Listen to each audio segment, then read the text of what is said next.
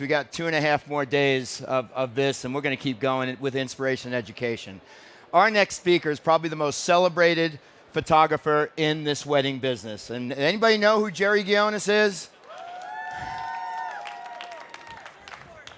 What Joe said, if you missed our panel discussion about his attention to detail, how he moves so quickly but so softly in a shoot, but he makes you do everything he needs you to do. So he directs so perfectly. He's got such a sense of fashion. I think he's more of a designer than a photographer, which he's both equally great at. Let's not waste any more time. Bring up to the stage with his program, Liquid Light, Nikon ambassador, my favorite Australian, Jerry Ghionis. Look, you're so handsome. No way. All right, guys, very, very excited to be here. It's so absolute pleasure to be able to drive to a convention. So I live about 8 minutes away, so this is fantastic. Now, I want to teach you a bit of a lesson before we talk about light, and that is how energy creates energy. Okay, this is really important because if you photograph a wedding or a portrait and then you're sitting like this, you're not going to get maybe some good expressions. So what we're going to do, on the count of 3, we are going to clap and cheer and scream and freak out. Now, for those at home, it won't mean anything. But everyone else in this room, if you clap, cheer, and freak out, everyone's going to think, oh my God, something amazing is happening. Probably not, but then we will get more people at the booth. So on the count of 3, I want you to clap, cheer, and freak out. Ready?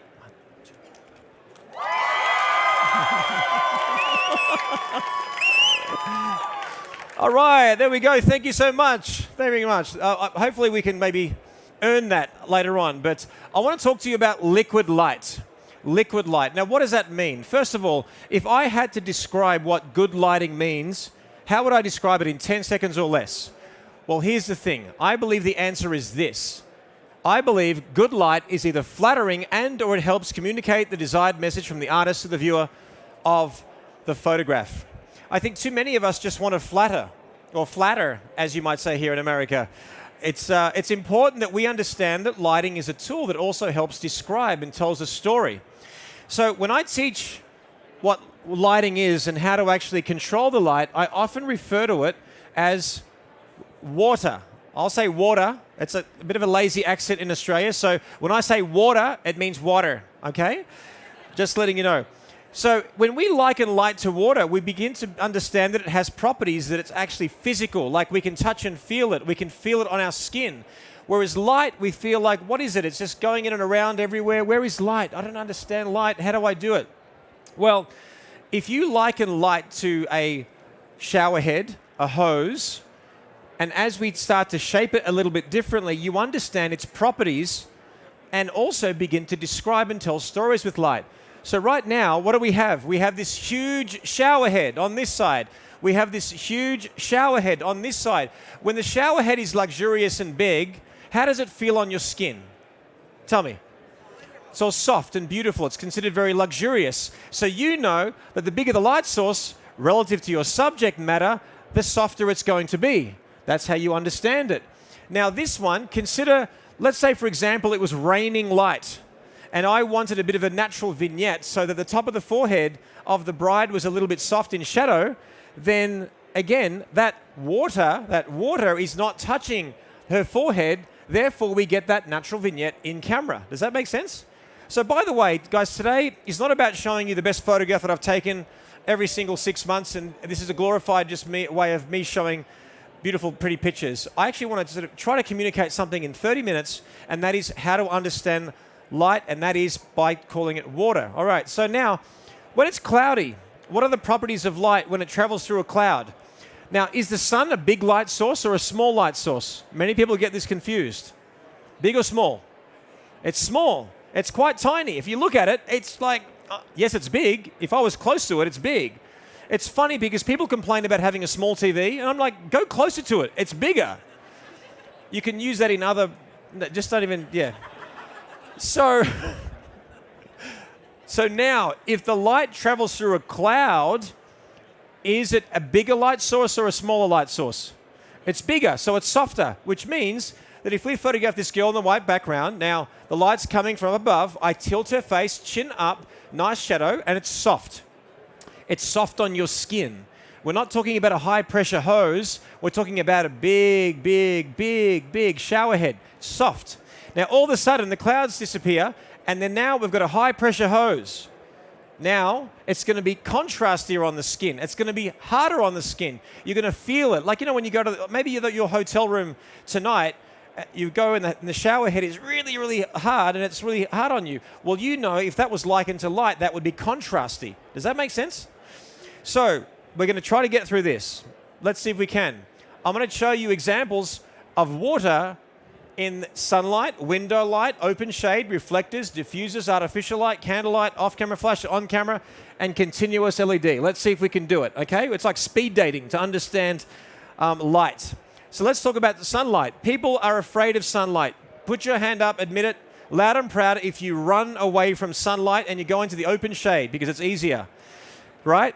Guys, I want you to embrace it. Understand that there's certain properties that you just can't beat. You can't beat God. Pro photo, Westcott, we can't beat God with light. So how do you use sunlight? Well, what I like to do, see, if light's hitting me right here, it's just flooding me. The water is hitting me here. But I want shadow, which means I want the water to not hit parts of my body.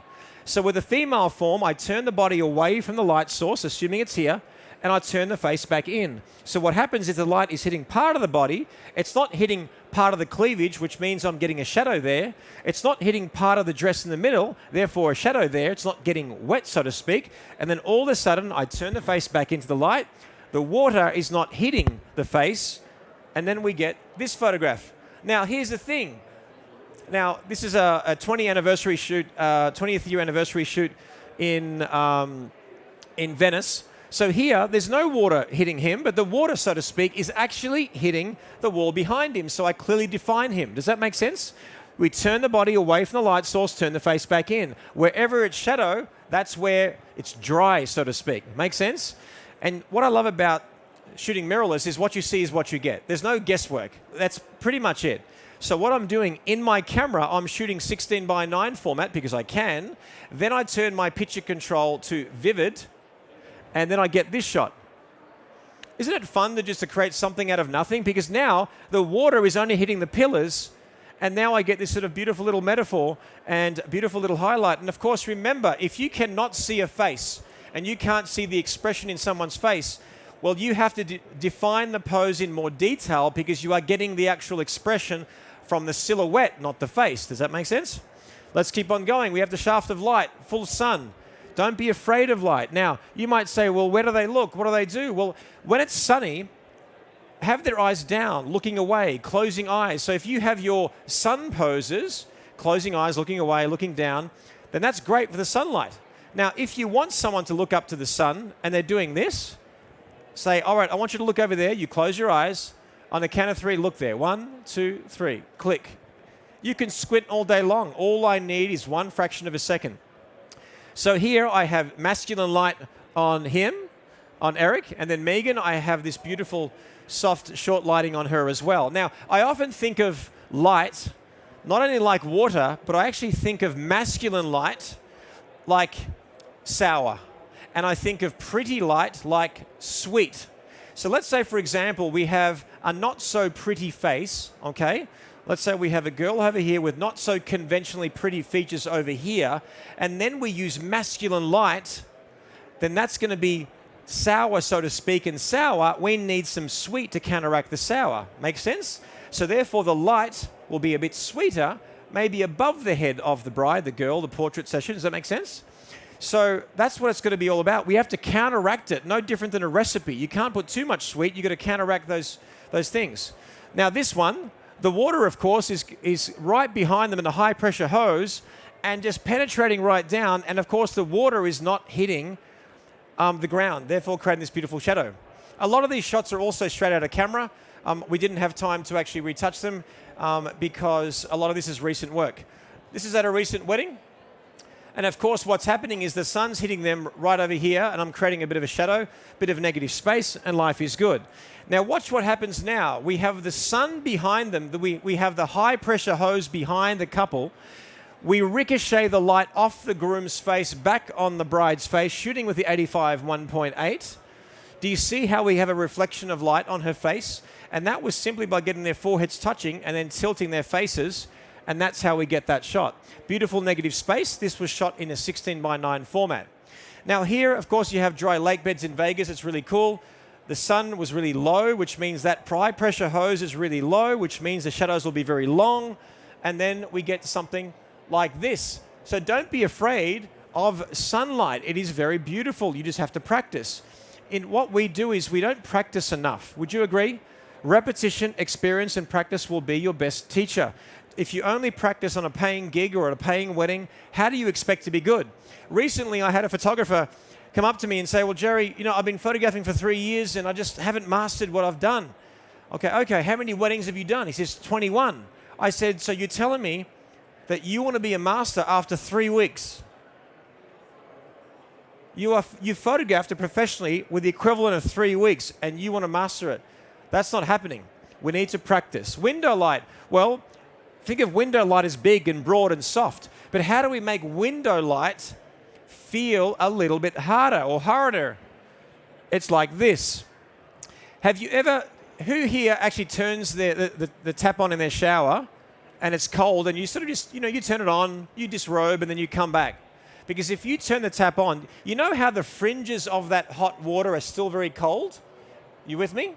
Okay, so what I've done, I've used this big soft light source, this big soft shower head on the side of the window, but if she's on the fringe of it, it can become contrasty. It can feel not so great on the skin, no different than when you walk actually into the shower and you're getting those little cold bits. Even though it's hot water, it feels cold to the skin. Does that make sense? In this case, the water is flooding her from the front, and now we just get this soft photograph from the front. And of course, it's great if you're photographing mature age skin, whether it's parents or grandparents or anything like that. Now, remember, you can't get too particular with lighting the more people that you add. So remember, the more people you photograph, the less lighting options you have. Because quite simply, like, you know how everyone gets in a semicircle? They're all around like this. They're causing shadows over here, whatever, and you don't have much choice. So if I'm photographing many bridesmaids, this is basically light flooding here. Light flooding here.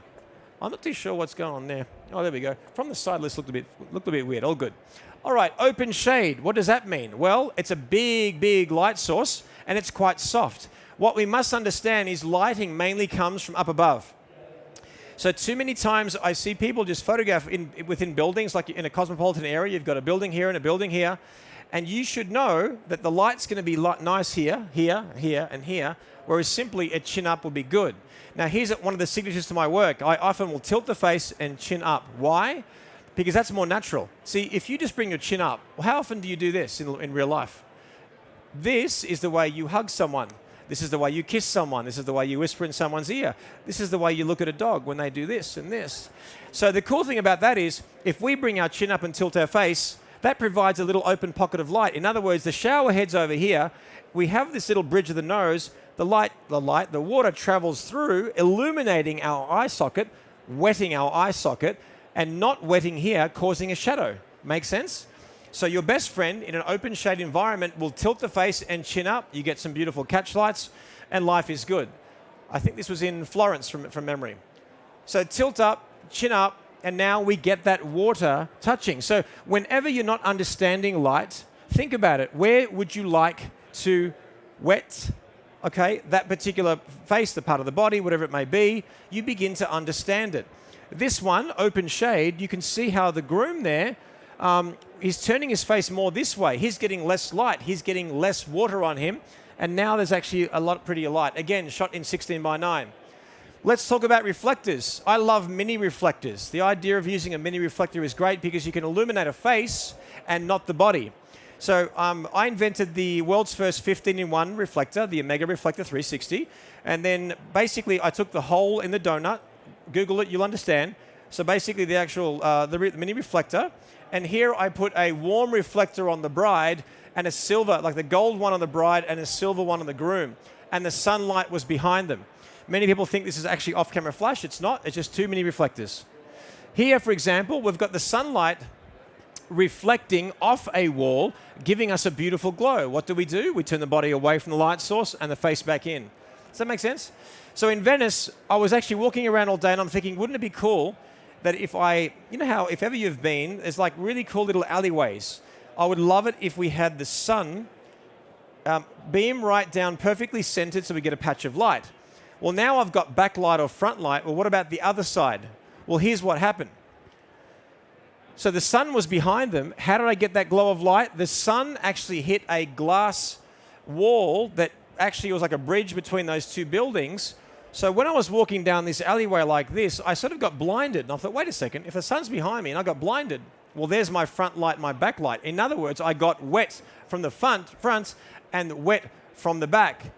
And there's that shot. Turn the face, chin up. I love the shadow of the actual hat, giving us a beautiful little split there as well. Now, remember how we talked about the light actually reflecting and ricocheting, the water ricocheting off the groom back on the bride. So he's got a rim, she's got that beautiful soft light, and that was just using sunlight.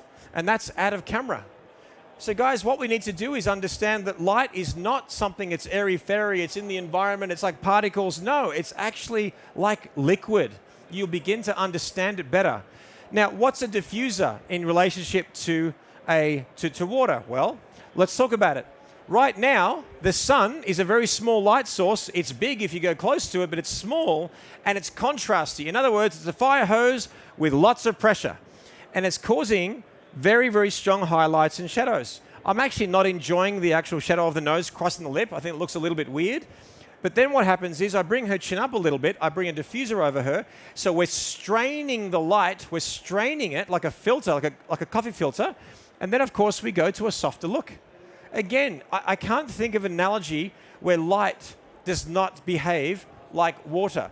What about artificial light? Well, man-made light? Well, of course, you can say, you know, speed lights and all these photographic lights are all man-made. But let's think about lights in the environment.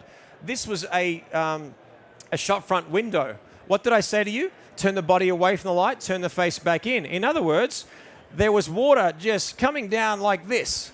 Of course, you might just step out of it and you might go for the nice location, but they're not getting lit. They're not getting wet, so to speak. So now we go there, we're getting wet. There's a shower head coming. Turn the body away from the light, the water, turn the face back in. I just want to wet this part of the body up to the middle and then turn the face until this eye socket is completely lit or wet. Does that make sense? All right, let's keep on going. Over here, again, tilt the face up, chin up. If you want to make shots look glamorous and natural, you need to give them an excuse to do something. Like, because if I just shot them with natural light or being themselves, well, they might be sitting at the bar, no good light, it doesn't work. Make sense? What happens if the water, there was like a couple of little hoses, but with no pressure? Remember when you were a kid and you used to play in the backyard and cops and robbers and you would turn the tap on, enough that the hose doesn't spurt out too much, but it just drips? So think of that as a small light source, but not much pressure. Well, there's candlelight, right? Would you agree? So if you put these 3-4 hoses on the table, water, and there's not much pressure, and if you wanted to get wet, you would need to tilt the faces on whoever you're actually photographing towards that. Because when you photograph candlelight like this, you're going to get those unflattering shadows in the upper cheekbones. That's not good. So what we want to do is tilt the bodies and the faces towards the light as much as possible without looking silly, that it's parallel to the water. Make sense? And we get something like this. So we have to understand that the minute light is like water, you could walk in literally every booth that actually sells photo equipment. And I want you now to look with fresh eyes. If you see a light source in a certain way, if you see a strip light source, okay, it's hopefully the ice light. If not, it's probably a rip-off that's nowhere near as good. But what we're talking about is strip light source like this. It's like a fountain or a waterfall coming down this way. Does the waterfall feel better maybe going this way than this way? So what are we saying? If you want a softer light source with a cylindrical light, you would actually hold it horizontal to the subject. If you want it harsher, more contrasty, as in sharper on the skin, more contrasty, you would actually hold it vertical. No different than walking into a bedroom and closing the blinds and having a little strip of light, a strip of water, as opposed to opening up the blinds and being that wide. Does that make sense? All right, I feel lots of nods and things like that. Continuous light, basically light that we can illuminate, and we see what we're doing. This is the ice light. Now, the ice light, or the ice light, is we've got backlit smoke. It's basically hitting him got that beautiful dramatic nature over there, and then that light behind her hitting this way. The good thing about continuous light is you can see what you're doing. It's like, see what happens with flash, it's like putting a hose on for like a fraction of a second. It's like, psh. Well, I don't know what's going to get wet. Let me just go, psh. Are you wet on that side? Are you like, see with continuous, psh, you're like literally wetting them the whole time. So with this, I had this light on the top. I wanted a little tickle of light on this side, beautiful tender moment, and then I had the light on the other side. I wanted to wet, per se, as in that little tickle of light on her hips and on the small of his back onto his shoulders. So now we get that beautiful harmony. But here's the point, guys. Too many of us require on all these labels of gear to actually illuminate something, thinking we have to buy the best of everything. Guys, I don't care what it is. If it illuminates, use it. It's as simple. In other words, if you see a fountain, right? If you want to get wet and it's a hot day and water is splashing somewhere, you're going to want to get in front of that fountain, right? It's the same thing. I want you to change your psyche. I want you to walk the trade show floor and start looking at light like water, and you'll understand it more than anything else. So now I'm walking around at a workshop. So what do? I see some water spilling underneath that handrail. Well, wait a second, there's a light source, but many of us wouldn't actually use it. Well, why can't we? So I get the girl to lay on the actual stairs, turn her body away from the light source, turn her face back in, and then we get this shot. Of course, if there was a Pro Photos sticker or a Westcott sticker on that handrail, you'd probably use it, but that's just silly, right? So you walk past a street sign. I mean, you could not get a better continuous light like this. This is a big shower head. You want luxury of light on the skin and beautiful. Bring your subject matter really next to it. If it illuminates, use it, right? Now, off-camera flash. Well, no one does it better than Joe McNally, but how do we use it? Here's the thing. Many of us might use it off-camera, and what do? How do we do it? Most of us have an assistant, or we have a light stand. So let's say you have an assistant. So I want to photograph Julie over here, and I'm photographing her like this. All right, great. I'm underexposing the background. I want to illuminate her with flash. And you say to your assistant, all right, 45-degree angle, bang. And then you take a shot, look at the back of the camera. The shadows aren't in the right place. The complete eye socket's not lit. So what you do is this. You imagine yourself to be a hose, and it's continuing the length of your arm, and there's the hose. So if you stay where you are, I draw an imaginary line with my eye, with the hose, the flash. Now I can just see her eye. I move until that eye socket is just in the frame. So now if I spray that water and I shoot from this position, I know the shadows will fall exactly where I want them to fall, rather than going bomb, flash, look, bomb, flash, look. No. This case, I mean, literally the environment, these crystals gave me the idea. It felt like water. It felt like rain. So I had to bring her chin right up. And of course, we put a SP5000 on top, bang with flash, we got that shot.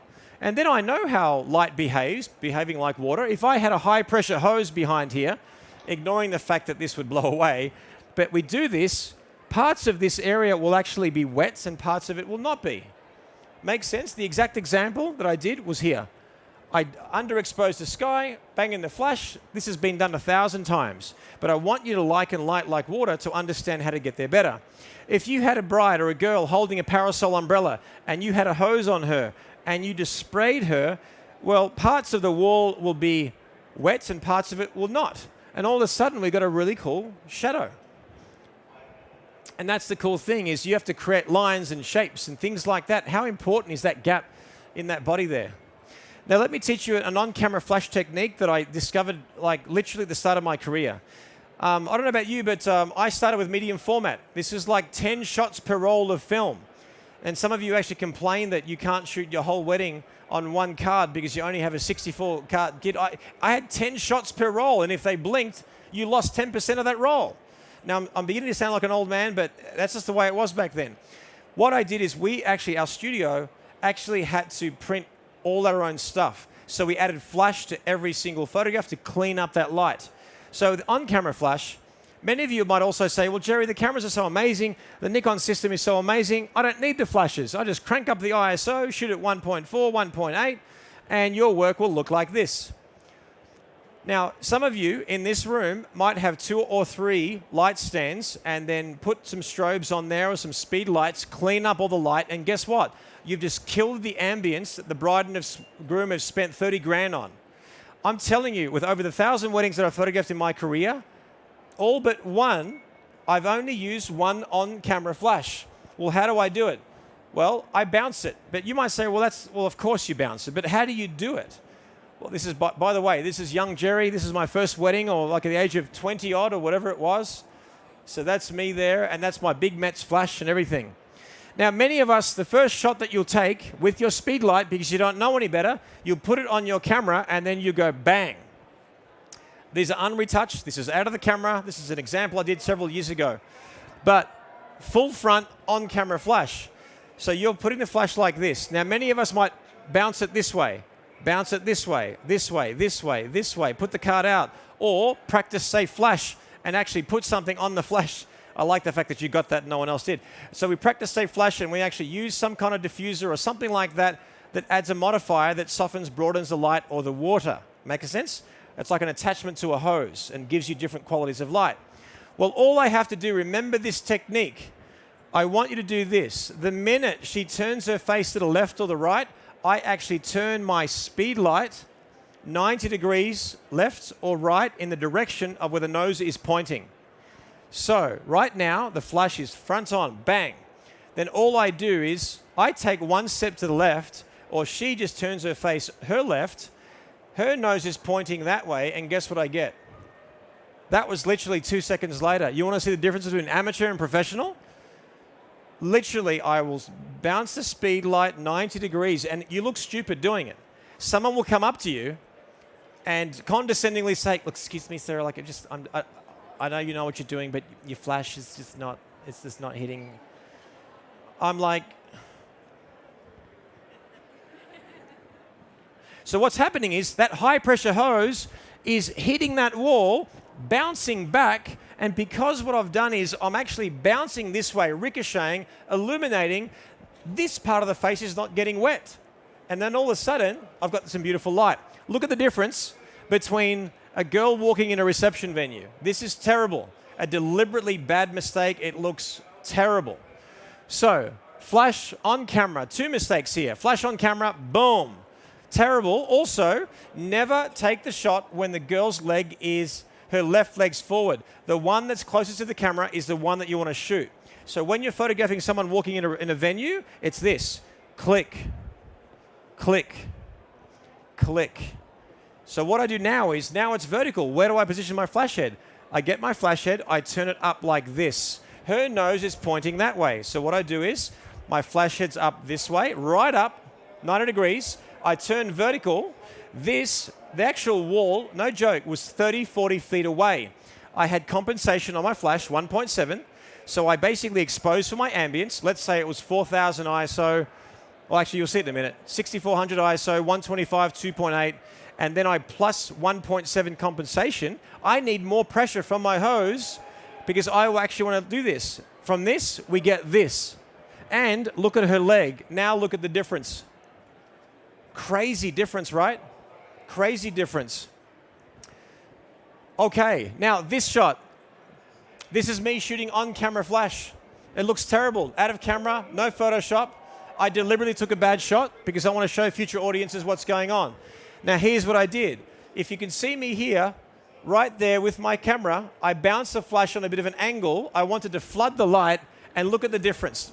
Ignore the shot. No one's going to win an award with this photograph, but look at the difference between my technique here, and others share my technique as well. It's not my technique, but it's what I use. The difference between how it looks like that.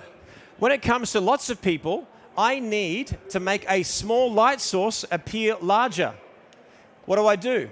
Well, sometimes I just bounce my speed light up and right back and angle down this way. And that's how I got this shot. In other words, I'm ricocheting a high power hose up to the wall and then ricocheting and spreading on everything that I'm doing. This, what did I do? Her shadow's on this side of the face. This is one on-camera flash. I expose for the ambience, on-camera flash, go down, point to the right, ricochets off, comes back, we get a bit of a shadow. So guys, this is what it's all about. Lighting Don't be intimidated by it. If you can see it, it's like water. There's fountains everywhere. You walk the aisles right now, there are fountains everywhere. You will know straight away what a modifier does, hopefully more so than ever after this presentation. The question is, how do I light my subject? My question to you then would be, what are you trying to say? So don't just flatter people with the lighting that you have. Don't just flatter them. I actually want you to say something, describe them, tell a story. For those of you in the room, I have a presentation on posing in about an hour. I'd love to see you there, South Pacific Ballroom E.